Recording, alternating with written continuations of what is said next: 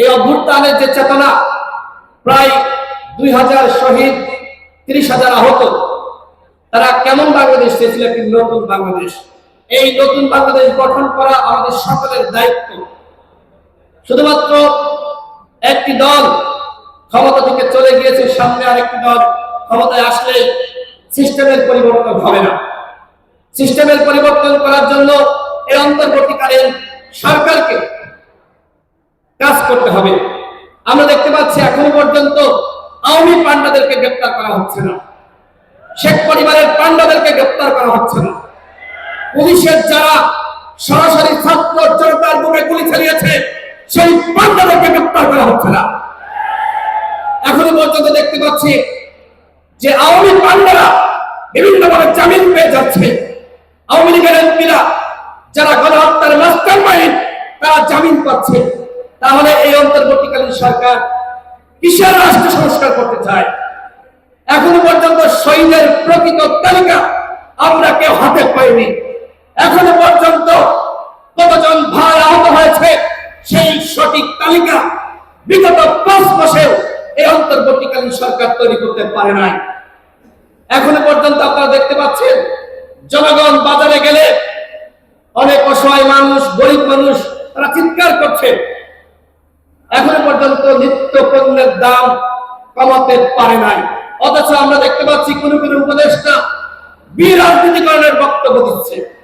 রাজনৈতিক দলগুলো 53 বছরে কিছু করতে পারে নাই, তারা বিশাল কিছু করেছে। কি করেছে? আমি তো বললাম এই 5 মাসে তারা এই কাজগুলো করতে পারত। আওয়ামী লীগকে সাংগঠনিক ভাবে নিষিদ্ধ করবে কি করবে না, এখনো পর্যন্ত আমরা দেখতে পাচ্ছি। বিশেষ করে অনেকে বলছে এই ফ্যাসিস্ট পার্টি আগামী নির্বাচনে যেতে পারবে। গণহত্যার বিচার লাগে এই আওয়ামী লীগ নির্বাচনে অংশ নিতে পারবে না। যদি আওয়ামী লীগকে গণহত্যার বিচার লাগে নির্বাচনে অংশ নেওয়ার সুযোগ দেওয়া হয়, তাহলে শহীদের রক্তের সাথে বেইমানি করা হবে। আমরা ছাত্র জনতা শহীদের রক্তের সাথে এই সরকারকে বেইমানি করার সুযোগ দিব না।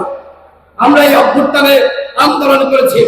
প্রয়োজনে যদি রাষ্ট্র সংস্কারের জন্য, এবং এই সরকার এখন আওয়ামী লীগকে বিভিন্নভাবে সুযোগ দিচ্ছে। দেখেন সচিবালয়ে আওয়ামী লীগের প্রেতাত্মার আরো বেশি প্রমোশন পাচ্ছে, পুলিশের প্রমোশন পাচ্ছে, ডিসিএসপি নিয়োগকে কেন্দ্র করে আপনারা দেখেছেন কি কেলেঙ্কারি। প্রত্যেকটা জায়গায় আওয়ামী লীগের পুনর্বাসন করা হচ্ছে। এর নাম কি রাষ্ট্র সংস্কার? এর নাম রাষ্ট্র সংস্কার হতে পারে না। আমরা রাজনৈতিক দলগুলো আমরা রাষ্ট্র সংস্কার চাই। এই সরকারকে আমরা সহযোগিতা করছি। আমরা কেউ বলছি না ডক্টর ইউনূসের পদত্যাগ চাই। আমরা তাদের ভুলগুলো নিয়ে সমালোচনা করছি এই কারণে, যাতে করে তারা তাদের ভুলগুলো শুধরে তারা সঠিক পথে রাষ্ট্র সংস্কার করতে পারে। কিন্তু রাষ্ট্র সংস্কারের নামে যদি আপনারা মনে করেন আরেকটি 1-11 তৈরি করবেন, আপনারা আরেকটি দল গঠন করে আগামীতে আবার আপনারা ক্ষমতায় আসার পায়তারা করবেন, সেটি কিন্তু বাংলাদেশের জনগণ মেনে নেবে না। আপনারা কাজ করুন, আমরা সহযোগিতা করব। কিন্তু এই যে দলগুলোর সাথে 3-4টি সংলাপ করলেন, সেই সংলাপের অর্জনটা কি আমি জানতে চাই। কি অর্জন আমাদের হয়েছে? এখনো পর্যন্ত একটি সঠিক রোডম্যাপ বা পরিকল্পনা আপনারা প্রকাশ করতে পারেন নাই। আনলিমিটেড কোনো কিছু ভালো না। আপনারা এখনো যে চিন্তা করছেন আনলিমিটেড, কবে ক্ষমতা থেকে নামবেন, কবে নির্বাচন দিবেন, সেটি আমরা কেউ জানি না।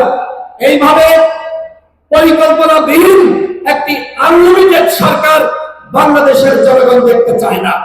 আমরা চাই আপনারা দ্রুত সময়ের মধ্যে আপনারা কি করতে চান এবং বিগত 5 মাসে কি করেছেন তার একটি পরিকল্পনা প্রকাশ করবেন, এবং দলগুলোর যে চাপা একটি রোডম্যাপ প্রকাশ করবেন।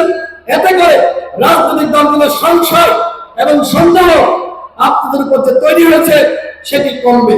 অন্যথায় আপনাদের বিরুদ্ধে কিন্তু ফখরুদ্দিন মনিটরের মতন আন্দোলন শুরু হতে পারে। আমরা চাই না সেই ধরনের আন্দোলন হোক। তার আগেই সকল দলকে সাথে নিয়ে এবং যারা গণঅভ্যুত্থানে ভূমিকা রেখেছে সকল স্টেক হোল্ডারকে সাথে নিয়ে একটি সংলাপ করার মাধ্যমে আপনারা রোডম্যাপ প্রকাশ করুন। আমি আবারও এবি পার্টির প্রথম জাতীয় কাউন্সিল এই কাউন্সিলের আমরা সফলতা কামনা করছি। যারা নির্বাচিত হবেন তাদেরকে আমরা শুভেচ্ছা জানাই। আমরা যেভাবে বিগত সময়ে হাতে হাত রেখে আমরা লড়াই সংগ্রাম করেছি, ইনশাআল্লাহ আগামী বাংলাদেশ গঠনে আমরা সবাই ঐক্যবদ্ধভাবে লড়াই সংগ্রাম করব এবং নতুন যে কাঙ্ক্ষিত বাংলাদেশ, সাম্য, মানবিক মর্যাদা, সামাজিক সুবিচারের বাংলাদেশ, আমরা সবাই জাতীয় ঐক্য সংহতি প্রতিষ্ঠার মাধ্যমে সেই বাংলাদেশ আমরা বিনির্মাণ করবো ইনশাআল্লাহ। আসসালামু আলাইকুম। সবাইকে গণ অধিকার পরিষদের পক্ষ থেকে শুভেচ্ছা। ভালো থাকবেন।